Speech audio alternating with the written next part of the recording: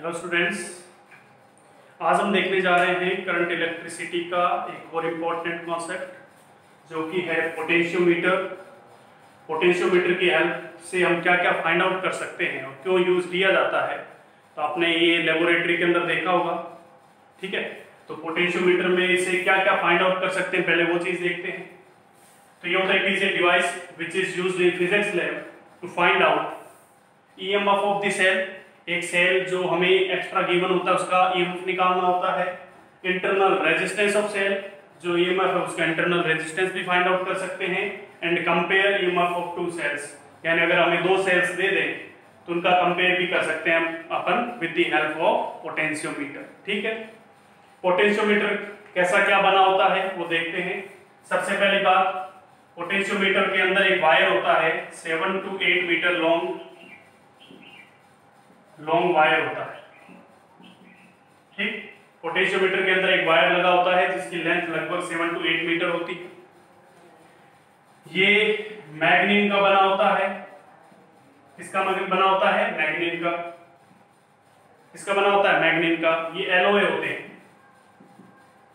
सबसे पहली बात तो ये पूछी जाती है मैग्नीन का क्यों बनाया गया, तो ध्यान रखें क्योंकि हमें पता है जैसे जैसे अपन सेल या कुछ भी बैटरी को चेंज करेंगे या करंट बहाएंगे तो करंट बहाने से वायर का टेम्परेचर जो है वो इंक्रीज होगा, और वायर का अगर टेम्परेचर इंक्रीज हुआ तो उसका रेजिस्टेंस वेरी कर सकता है।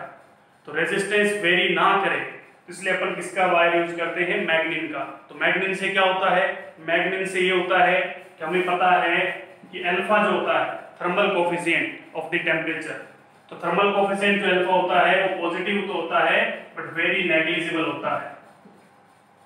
ठीक, वेरी नेग्लिजिबल होता है। इसकी वजह से क्या होता है, जैसे ही टेम्परेचर बढ़ता है रेजिस्टेंस में बहुत ही कम लो वेरिएशन आता है, लगभग जीरो चेंज आता है। इसलिए अपन मैग्नीन वायर यूज करते हैं। ठीक, एक वायर इसके साथ एक और होता है कांस्टेंटन। कांस्टेंटन का भी यूज कर लेते हैं, उसका रीजन भी यही है।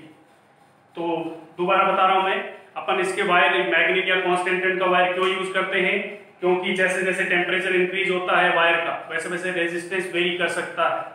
ठीक, अब जैसे मेटल का अगर वायर यूज कर लें तो मेटल का अल्फा तो वेरी पॉजिटिव होता है, तो उसका जैसे ही टेम्परेचर इंक्रीज होगा रेजिस्टेंस ही चेंज होगा, क्योंकि रेजिस्टेंस टेम्परेचर पर डिपेंड करता है। समझ आई चीजें?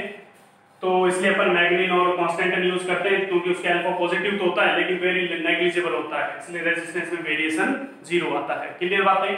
तो ये सारी चीजें बात हुई पोटेंशियोमीटर के डिवाइस के बारे में कि ऐसा क्यों यूज किया जाता है, वो सारी चीजें। अब अपन बात करते हैं सर्किट के बारे में। किसके बारे में बात कर रहे हैं? सर्किट के बारे में।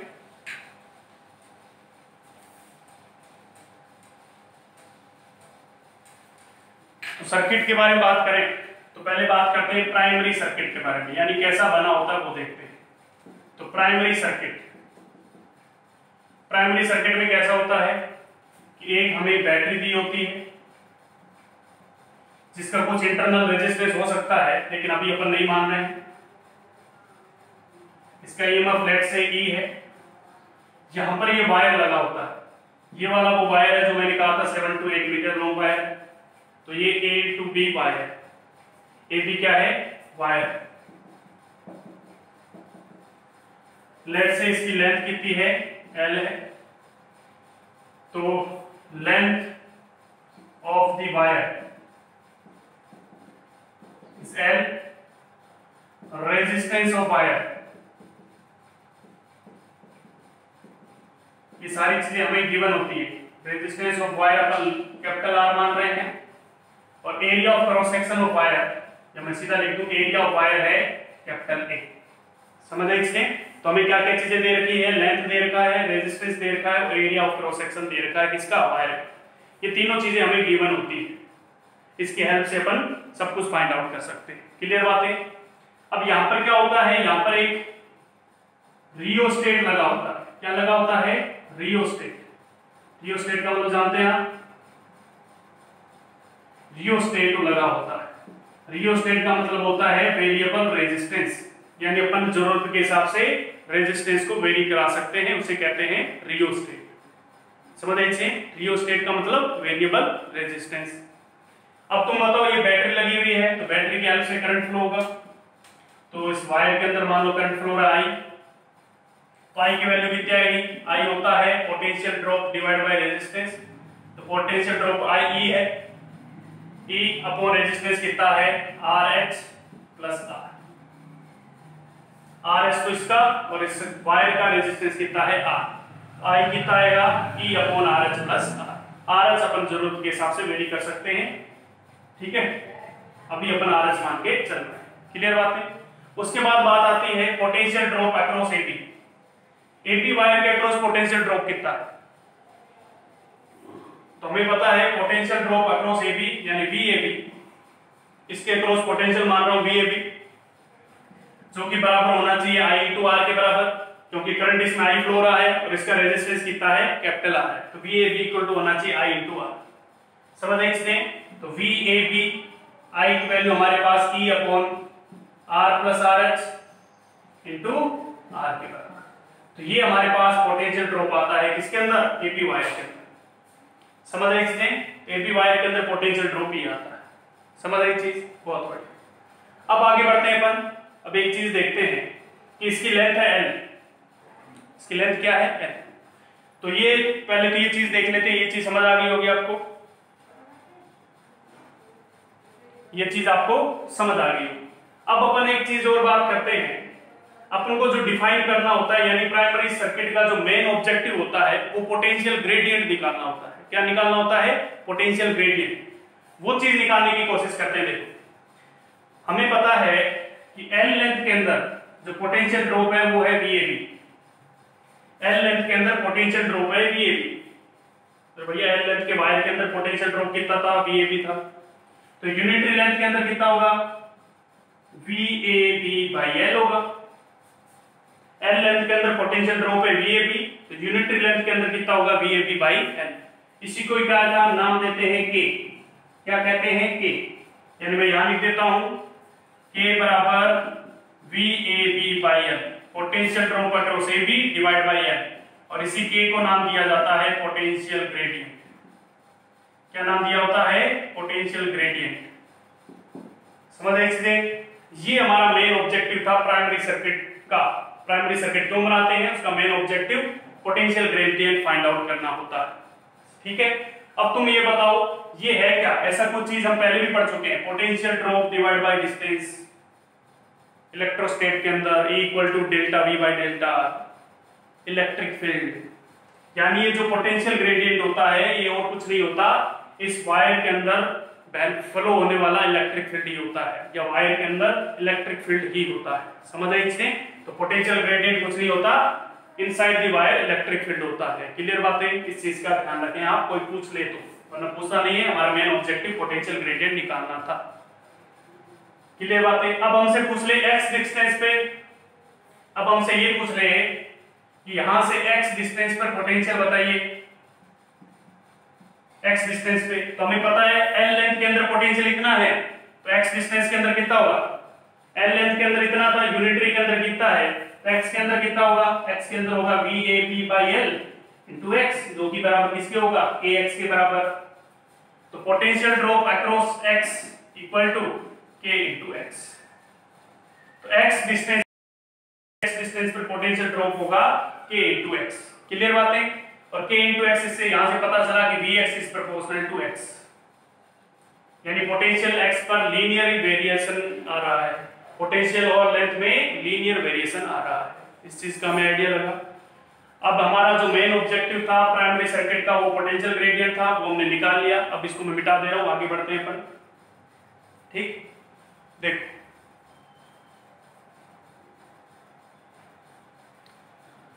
अब कभी बार एक चीज और पूछ ली जाती है कि k बराबर अपन ने लिखा VAB बाई L। V हमारा क्या था? VAB क्या था? VAB था IR, तो IR by L। I into R क्या होता है? Rho L by A into L। Rho क्या है? रेजिस्टिविटी ऑफ दी वायर, ठीक। तो I rho L by A, L से L कट गया तो पोटेंशियल ग्रेडियंट का एक फॉर्मूला ये भी निकल जाता है I रो बाई A। समझे इसने? कभी बार इसमें क्वेश्चन पूछ लिया जाता है potential gradient equal to I rho by A। Rho is the resistivity of the wire, A is the area of cross section. तो इस चीज का भी आप ध्यान रखें। तो ये हमारा प्राइमरी सर्किट था। अब अपन आगे बढ़ते हैं सेकेंडरी सर्किट की ओर।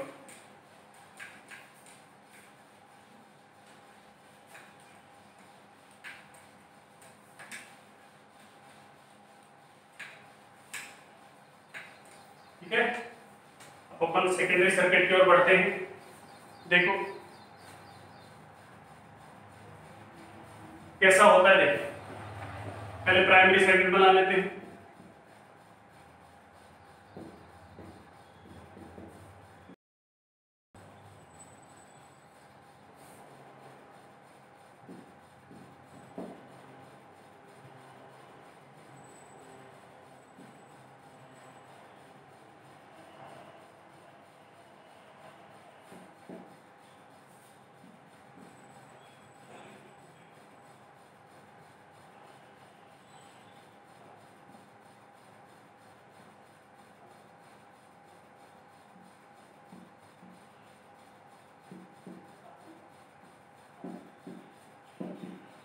अब देखो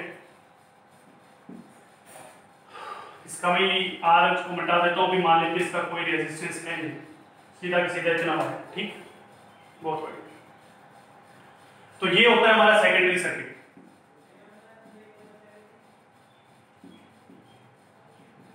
ये हमारा प्राइमरी सर्किट था और ये हमारा सेकेंडरी सर्किट। इसके अंदर क्या होता है कि अपन क्या करते हैं, जोकी को पकड़ते हैं, मतलब इस सर्किट को यानी इस बैटरी को जिसका इंटरनल रेजिस्टेंस आर है, इसको इस पॉइंट से एक पॉइंट, तो इस ए पॉइंट से कर देते हैं और दूसरा पॉइंट अपन हाथ में पकड़ के रखते हैं। और अपन क्या करते हैं, जोकी को ऐसे पकड़ के खिसकाते हैं और तब तक खिसकाते हैं जब तक ये बैलेंस लेंथ ना आ जाए। बैलेंस लेंथ का मतलब क्या है समझे। बैलेंस लेंथ का मतलब ये है कि मान लेते हैं ये जो एजे लेंथ है, ये लेंथ L1 है। एजे मैं मान रहा हूं कि जे पॉइंट पे डिफ्लेक्शन 0 हो चुका है गैल्वेनोमीटर का। जे पॉइंट पे यानी इस पॉइंट पे, ये जे क्या है, जोकी है जिसको मैं इधर से इधर खिसका सकता हूं। जे पॉइंट पे नेट डिफ्लेक्शन, जब ये इस पॉइंट पे आया तो गैल्वेनोमीटर का नेट डिफ्लेक्शन 0 हो गया। गैल्वेनोमीटर का नेट डिफ्लेक्शन 0 होने का मतलब क्या हुआ कि यहां का जो रेजिस्टेंस है यानी यहां का जो वोल्टेज है, इसके क्रॉस जो वोल्टेज है वो इसके इक्वल होना चाहिए। इसके क्रॉस जो वोल्टेज है, इसके क्रॉस जो वोल्टेज है वो इसके इक्वल होना चाहिए, यानी voltage of AJ equal to होना चाहिए E1। ठीक, तो देखें क्या करते हैं, बैलेंस लेंथ का मतलब यही है। बैलेंस लेंथ का मतलब यही है कि E1 हो जाना चाहिए VAJ के बराबर। समझ आए इसने। तो VAJ कैसे निकालेंगे, हमें पता है इसकी अगर टोटल लेंथ L थी, ये तो हम पहले मान चुके हैं, अगर इसकी टोटल लेंथ L थी तो KL1 इक्वल टू E1। अरे भाई साहब इसकी पोटेंशियल ग्रेडियंट कितना माना था अपन ने, AB वायर का K माना था, और K वायर पोटेंशियल ग्रेडियंट होता क्या है, ये होता था VAB/L। ये था हमारा पोटेंशियल ग्रेडियंट। अगर हमें L1 लेंथ में पोटेंशियल ड्रॉप निकालना है तो क्या करेंगे, पोटेंशियल ग्रेडियंट को L1 लेंथ से मल्टीप्लाई कर देंगे तो KL1 आ जाएगा इक्वल टू E1। तो ये हमारा बैलेंस लेंथ है। समझ लीजिए, तो बैलेंस लेंथ पर E1 बराबर हो जाता है पोटेंशियल ऑफ AJ, यानी KL1 इक्वल टू E1। समझ आई चीज। यानी देखें इसका मतलब ये हुआ कि यहां से जो करंट आ रहा था, यहां से जो करंट आ रहा था, ये वाला पोटेंशियल और ये वाला पोटेंशियल बराबर हो चुके हैं। इसका मतलब यहां से जो भी करंट आएगा इधर तो घुसेगा ही नहीं। क्यों, क्योंकि इधर वाला पोटेंशियल और इधर वाला पोटेंशियल बराबर है। तो इधर अगर करंट आया और इधर से भी करंट आया तो इसने ये यहां पे भी एक बैटरी की तरह बिहेव कर रहा है, ये वायर भी एक बैटरी की तरह बिहेव कर रहा है, तो ये भी किधर धक्का देगा, इधर की तरफ, और ये भी इधर की तरफ, यानी इस तरह बन जाएगा ये पोटेंशियल ऑफ एजे और ये E1।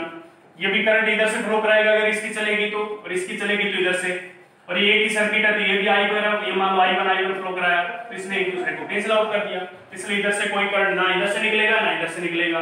यानी जो प्राइमरी सर्किट में करंट फ्लो हो रहा था उसमें कोई भी चेंज नहीं आएगा, वो इस तरह ही फ्लो होता रहेगा। समझ लीजिए, प्राइमरी सर्किट में जो भी करंट फ्लो हो रहा था वो इस तरह ही फ्लो होता रहेगा। तो E1 हमारा KL1 के बराबर आ जाएगा। तो यहां से हमारे पास बैलेंस लेंथ निकल के आ जाएगी E1/K। समझ आई इसने, इस तरह हमारी बैलेंस लेंथ निकल के आ जाएगी। समझ आई चीज। अब अपन बढ़ते हैं हमारे जो क्वेश्चन पूछे जाते हैं उनके ऊपर। ये तो गाथा थी पोटेंशियोमीटर की, अब क्वेश्चन कैसे पूछे जाते हैं वो देखें। क्वेश्चन कैसे पूछे जाते हैं उनकी बात करते हैं। मतलब क्वेश्चनों के लिए पोटेंशियोमीटर के वो बात करते हैं अपन।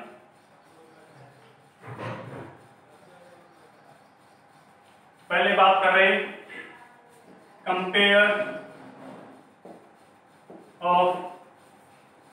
Compare EMF of two sales.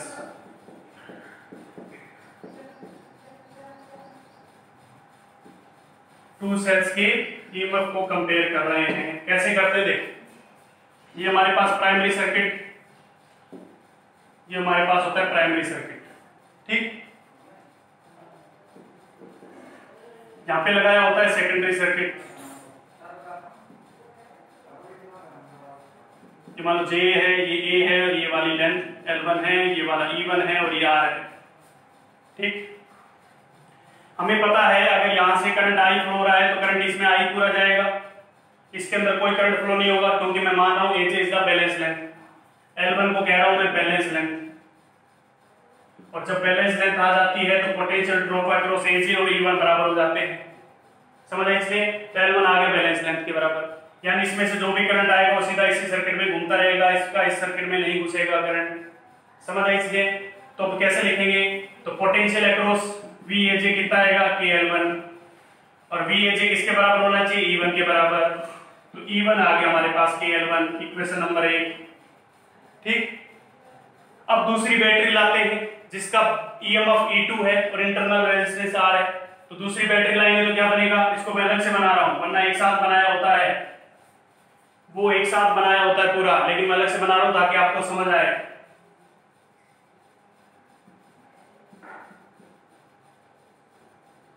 ये E2, ये R और ये लेंथ मान लेते हैं कोई L2 है। क्यों? क्योंकि अगर अपने बैटरी चेंज कर दी तो ये लेंथ भी चेंज हो जाएगी। समझ आए? इसलिए तो ये E2 L2 हो गया, ये कैपिटल E। तो यहां से अपन क्या लिखेंगे, E2 is equal to KL2। कोई दिक्कत थोड़ी है इसमें, E2 इक्वल टू KL2, दोनों को डिवाइड करेंगे तो E1 by E2 is equal to L1 by L2। तो ये हमारा इस तरह अपन EMF को कंपेयर कर सकते हैं। जब L1 लेंथ थी तो हमारा E1 आ रहा था KL1, तो L2 लेंथ होगी तो E2 आ जाएगा KL2। तो E1 बाई E2 कितना आ जाएगा, L1 बाई L2। समझ आए? इसलिए इस तरह अपन दो EMF कंपेयर कर सकते हैं लेंथ के रेशियो के साथ। समझ आई चीज? नोट डाउन करें ये चीज।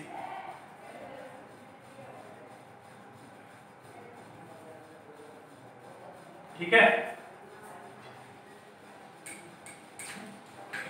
अब कभी कभार क्या होता है, इस तरह से भी पूछ लिया जाता है। अपन क्वेश्चंस की बात कर रहे हैं, क्वेश्चन में जो कॉन्सेप्ट यूज आता है, एक तो इस तरह का कॉन्सेप्ट पूछा जाता है, पहला बता दिया मैंने।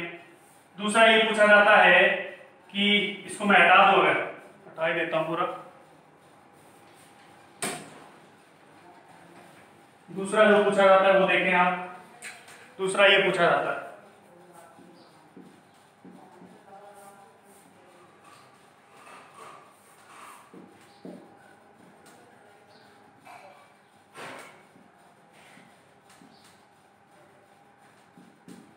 ये वाली आपका बैलेंस लेंथ L1 है, ये A है, ये B है, ये वाली E1 है और ये वाला E2 है।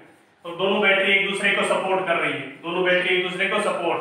समझ आई इससे? तो ये भी करंट इधर दे रहा है और ये भी करंट इधर देगा, इसलिए बैटरियां दोनों एक दूसरे क्या कर रही है, सपोर्ट। इसका मतलब क्या होना चाहिए कि बैलेंस लेंथ के टाइम KL1, ये L1 पहले वाला नहीं अलग है, तो KL1 इक्वल टू होना चाहिए E1 प्लस E2।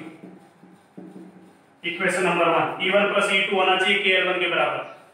अगर इसी तरह का सर्किट यहां पे बनाया जाए जिसमें दोनों बैटरी एक दूसरे, ये A ये B,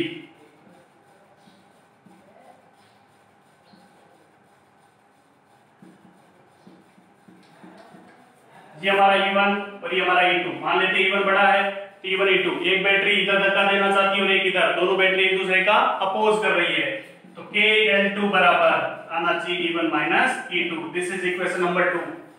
तो 1 डिवाइड बाय 2 करेंगे तो L1 by L2 is equal to E1 plus E2 upon E1 minus E2। ये भी एक कॉन्सेप्ट होता है, इस चीज का भी ध्यान रखें आप। समझ रहे चीज? इस चीज का भी हमें पता होना चाहिए, नोट डाउन करें।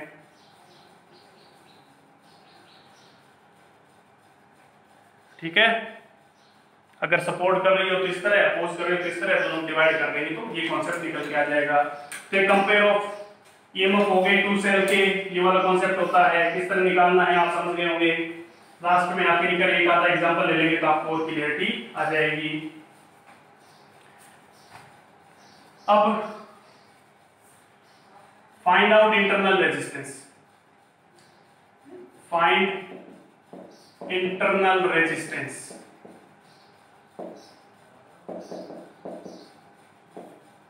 with the help of potentiometer। Internal resistance निकालना पोटेंशियोमीटर की हेल्प से। ये देखो कैसे निकालते हैं। तो ये कैसे निकालते हैं समझे कि हमारे पास ये मेन सर्किट होता है, यानी प्राइमरी सर्किट होता है जिसकी बैटरी ई होती है। ये वायर होता है हमारा एबी जिसकी लेंथ कैप स्मॉल एल कुछ भी मान लो। यहां पे हमारा क्या लगा होता है एजे, ये L1 लेंथ, ये E1, ये इंटरनल रेजिस्टेंस। तो यहाँ पे E1 को मतलब कितना लिखूंगा मैं कि L1, इसमें तो कोई दो राय नहीं होनी चाहिए। एजे लिख दिया इसका मतलब बैलेंस लेंथ की बात कर रहा हूं मैं। जहां पे जे लिख दिया मतलब जो कि वही जुड़ी हुई है, तो एजे का मतलब बैलेंस लेंथ। E1 होना चाहिए के L1, तो के हमारा क्या है VAB बाई L है, यानी ये लेंथ L है। ठीक, अब मैंने क्या किया, अब यहाँ पे तो जो इंटरनल रेजिस्टेंस था वो पिक्चर में आया नहीं, हमें तो इंटरनल रेजिस्टेंस की वैल्यू निकालनी थी, लेकिन इंटरनल रेजिस्टेंस तो पिक्चर में नहीं आया। तो मैंने क्या किया, अब इसके अक्रॉस एक मैंने क्या किया, ये यहां तक आनी हो चुकी है। अब इसके अक्रॉस एक एक्सटर्नल रेजिस्टेंस जोड़ दी जिसकी वैल्यू R है। इसके अक्रॉस क्या जोड़ दिया मैंने, एक एक्सटर्नल रेजिस्टेंस जोड़ दिया। तो तुम देखो यहां से जो करंट आ रहा था वो तो इधर फ्लो होता जा रहा था, इस सर्किट में घूम रहा था, इस सर्किट से इसका कोई लेना देना नहीं था। अब मैंने क्या किया, जैसे यहाँ पे मैंने कोई एक्सटर्नल रेजिस्टेंस R जोड़ा तो ये भी एक सर्किट कंप्लीट हो गया। तो इसके अंदर कोई करंट I1 फ्लो होने लग गया, हुआ कि नहीं हुआ, I1 करंट फ्लो होने लग गया। तो तुम बताओ I1 होगा कितना, I1 होगा EMF upon R plus R, voltage जो कि E1 नाम दिया है R प्लस R, तो E1 upon R1 plus R current हो गया। समझ आई चीजें, तो I1 आ गया E1 upon R plus R। ठीक, बहुत बढ़िया। अब बताओ इसके क्रॉस पोटेंशियल ड्रॉप कितना आएगा, इसके क्रॉस उतना को उतना इसके क्रॉस आएगा। अरे ये दोनों सेमी टर्मिनल है, इसके क्रॉस इतना पोटेंशियल ड्रॉप इतना इसके क्रॉस, तो पोटेंशियल ड्रॉप आएगा अक्रॉस टू R, इस अक्रॉस टू R कितना आएगा I1 इंटू R आएगा। और I1 कितना है तो VR हम लिख सकते हैं, I1 हो गया हमारे पास E1 into R plus R into R, तो VR I1 की वैल्यू उठा के रख दी इंटू R, तो ये हमारे पास पोटेंशियल अक्रॉस R आ गया। अब तुम बताओ इसके अक्रॉस पोटेंशियल VR है तो इसके अक्रॉस भी, इस पॉइंट और इस पॉइंट के अक्रॉस भी VR होगा। अगर पोटेंशियल चेंज हो गया, पहले तो पोटेंशियल E1 था, अब पोटेंशियल चेंज हो गया तो बैलेंस लेंथ भी चेंज होनी पड़ेगी। तो मान लेते हैं बैलेंस लेंथ हो चुकी है हमारी L2। अब हमारी बैलेंस लेंथ कितनी हो चुकी है L2, तो इसको बराबर कर देंगे A L2 के। अरे potential drop across this battery अगर चेंज हो गया तो हमारी बैलेंस लेंथ भी चेंज हो जाएगी। समझ आई चीजें, अरे ये बैलेंस लेंथ और ये तो सेम रिलेशन में चल रहे हैं, तो बैलेंस लेंथ चेंज होगी तो बैटरी चेंज हो जाएगी, तो बैटरी चेंज होगी तो बैलेंस लेंथ चेंज हो जाएगी, बैटरी चेंज होने का मतलब पोटेंशियल ड्रॉप। ठीक, दोनों को डिवाइड कर दो 1 डिवाइड बाय 2, तो डिवाइड करेंगे तो E1 से E1 कटेगा, तो ये बचेगा R plus R divide by R, R plus R ऊपर आ जाएगा, R नीचे बचेगा equal to L1 by L2। ठीक, L1 डिवाइड बाय L2, तो यहां से R बाय R प्लस 1 दोनों को अलग-अलग डिवाइड कर दिया equal to L1 by L2, तो R इज इक्वल टू आ गया R into L1 by L2 minus 1। ये हम इस तरह से इंटरनल रेजिस्टेंस फाइंड आउट करते हैं। तो internal resistance equal to external resistance into L1 by L2 minus 1। ध्यान रखें L1 is greater than L2, क्योंकि ये टर्म पॉजिटिव आनी चाहिए, रेजिस्टेंस कभी नेगेटिव नहीं हो सकता, तो L1 ग्रेटर देन L2। तो इस तरह से अपन इंटरनल रेजिस्टेंस फाइंड आउट कर सकते हैं पोटेंशियोमीटर की हेल्प से। क्लियर बात, तो ये फॉर्मूला हमें याद रहे तो कोई दिक्कत नहीं है। ठीक, अब क्वेश्चन कैसे पूछे जाते हैं वो देख लेते हैं। ये कॉन्सेप्ट हमारे थे, ये हमने देख लिए। अब क्वेश्चन कैसे पूछे जाते हैं वो देख, हमने क्या क्या देखा, ये पोटेंशियोमीटर की हेल्प से और क्या सीखा, इंटरनल रेजिस्टेंस फाइंड आउट करना सीखा। समझ रहे चीजें। अब तुम देखो क्वेश्चन किस तरह के पूछे जाते हैं। एक आधा क्वेश्चन ले लेते हैं। क्वेश्चन ये है कि हमारे पास एक बैटरी है जिसका वोल्टेज 10 वोल्ट है। यहाँ पे इस बैटरी के पास एक इंटरनल रेजिस्टेंस जुड़ा हुआ है जिसका 1 ओम रेजिस्टेंस है। यहाँ पे ये वायर जुड़ा हुआ है जिसका लेंथ 9 मीटर मान लेते हैं, ठीक। और इसका और रेजिस्टेंस का रेजिस्टेंस ऑफ वायर इज 9 ओम, ठीक। रेजिस्टेंस ऑफ वायर भी हमें दिया गया है 9 ओम। और यहाँ पे एक बैटरी जुड़ी गई है जो कि मान लेते हैं 4 वोल्ट की, ये 2 ओम। आपको पूछा गया है बैलेंस लेंथ फाइंड आउट करिए। बैलेंस लेंथ फाइंड आउट करिए, यानी फाइंड दी L1 आपको फाइंड आउट करना है। तो क्या करेंगे ऐसे क्वेश्चन में, देखो सबसे पहला हमारा टारगेट होना चाहिए पोटेंशियल ग्रेडियंट की तरफ। जब भी पोटेंशियोमीटर का क्वेश्चन हो सबसे पहले निकालिए पोटेंशियल ग्रेडियंट। तो पोटेंशियल ग्रेडियंट होता है K equal to VAB divide by L। Potential across VAB wire यानी AB वायर के across potential drop divide by length. तो AB वायर के अक्रॉस पोटेंशियल ड्रॉप अगर हमें देखना है तो क्या करेंगे, सबसे पहले इसके अंदर I निकालिए। I कितना आ रहा है, I इक्वल टू होता है E बाई R, ये R प्लस R, ठीक। E कितना है 10, ये R कितना है, वायर का रेजिस्टेंस 9 ओम और इंटरनल रेजिस्टेंस कितना है इसका 1 ओम। तो कितना आ गया 1 एम्पियर। ये शायद समझ आ गया होगा। प्राइमरी सर्किट के अंदर फ्लो होने वाला करंट बताइए कैसे निकालेंगे। तो प्राइमरी सर्किट को, ओनली प्राइमरी सर्किट को पकड़ो, वोल्टेज ये रहा, इस वायर का रेजिस्टेंस कितना 9 ओम और इसका 1 ओम, तो 10 बाई 10 1 एम्पियर आ गया। तो करंट आ गया 1 एम्पियर, यानी इस वायर के अंदर 1 एम्पियर करंट फ्लो हो रहा है। तो इसके अक्रॉस पोटेंशियल ड्रॉप कितना होगा, VAB equal to IR, I into R। I कितना 1 एम्पियर, रेजिस्टेंस कितना है 9 ओम, 9 वोल्ट हो गया। तो VAB आ गया 9 वोल्ट और लेंथ कितनी है 10 मीटर, तो 0.9 आ गया हमारे पास पोटेंशियल ग्रेडियंट। पोटेंशियल ग्रेडियंट कितना आ गया 0.9। समझ आई चीजें। अगर पोटेंशियल ग्रेडियंट ये आ गया और हमसे पूछा है बैलेंस लेंथ, तो potential gradient into L1, potential gradient into balance length equal to होना चाहिए हमारा E1 के बराबर। Potential gradient into balance length equal to E1 के बराबर। तो पोटेंशियल ग्रेडियंट कितना था 0.9, बैलेंस लेंथ हमें निकालनी है और E1 कितना है हमारा 4 वोल्ट के बराबर। तो L1 कितना आ गया हमारा 40/9। समझ आई चीजें, क्लियर बात। सबसे पहले क्या करेंगे, जब भी पोटेंशियोमीटर का क्वेश्चन हो सबसे पहले पोटेंशियल ग्रेडियंट निकालिए। पोटेंशियल ग्रेडियंट होगा प्राइमरी सर्किट में करंट निकालो और इनटू रेजिस्टेंस कर दो, किसके, वायर के रेजिस्टेंस से मल्टीप्लाई पोटेंशियल ग्रेडियंट, मतलब वो क्या आ जाएगा VAB आ जाएगा, डिवाइड बाय लेंथ कर दो, पोटेंशियल ग्रेडियंट आ जाएगा। पोटेंशियल ग्रेडियंट आने के